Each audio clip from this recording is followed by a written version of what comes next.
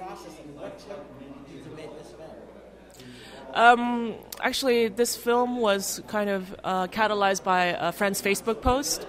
A good friend of mine is a LGBT activist in China, and he always has these very interesting Facebook posts that I always follow about different things in his life.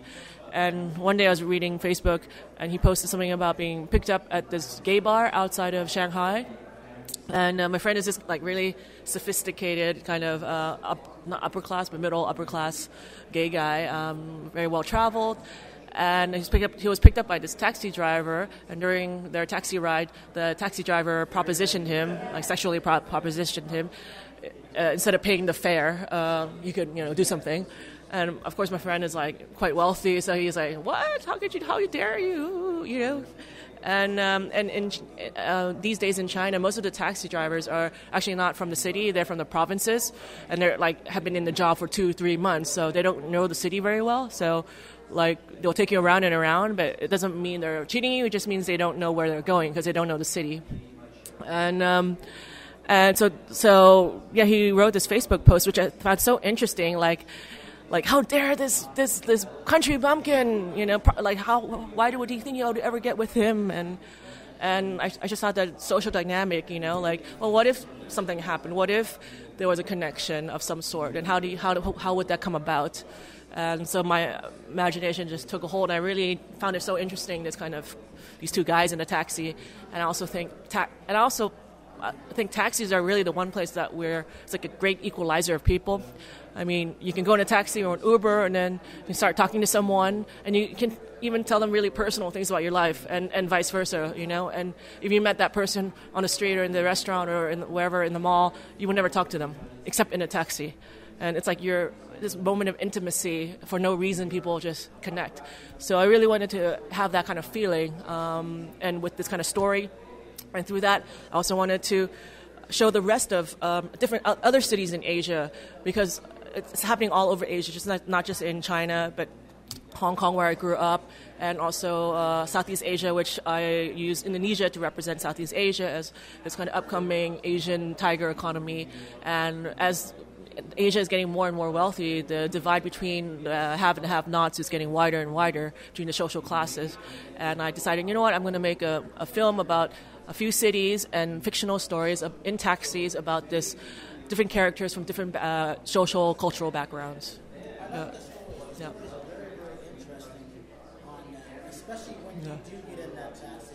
And I'm getting ready to go to Shanghai in 2 months. Okay. I was like, that's interesting. That's not how I think of it. Yeah. But again, this is why movies are great. Telling a different type of story. Yeah. The film's actually going to play in Shanghai next month.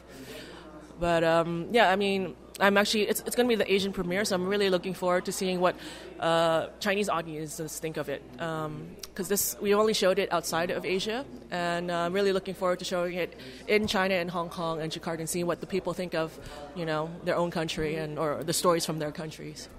Yeah. Sorry? What do you think they make of this? I think for some people it's not like a milieu, like a community that they may be familiar with, such as the LGBT community in China. Not everyone is familiar with it. Or the slums, for example, in Jakarta, where we filmed. I think people may be surprised at it's not what they think it would be or how it would have happened. Talk about the cinematography. I thought it was stunning. Oh, thank you. I work with my creative partner, who is also the DP and editor, Martijn, and this is the second film we've done together. And we actually, the two of us, we traveled to each city for 2 to 3 months, and we did pre-production, we did production, and then the concept was that we would do each film on its own, edit it, see what we got, and that would inform the next film for the next city, and so on for the next city. And we would go back to edit for 2 months, 3 months, and then go to another city to do pre-production and production. And then this process took about a year. And then after all the production, we spent about 8 months to do post-production, editing, and everything, putting all the pieces together. Was it hard to raise the financing for this? It was very difficult because people didn't know what to make of it, because it was you've never seen a film from like these 3 different cities or countries, and it was not an easy sell because people couldn't understand or see it.